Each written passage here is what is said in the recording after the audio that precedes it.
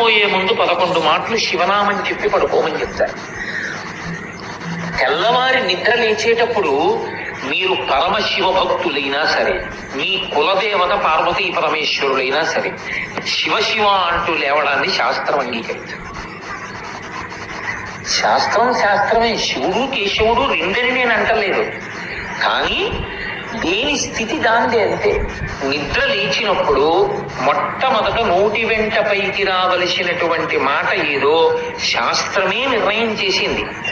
ఇంకా వేరొక మాట ఏది నోటి వెంట రాకూడదు. మొట్టమొదట తెలివి రాగానే రావలసిన మాట ఒక్కటే. అది 3 మార్లు పలికి లేవాలి మనసం మించింది. శ్రీహరి శ్రీహరి శ్రీహరి అన్నారు. 3 మాటలు శ్రీహరి అన్న నామం చెప్పి మాత్రమే లేవవలసి ఉంటుంది. అంటే జాగృతి ప్రారంభమైంది. నిద్ర లేచాడు.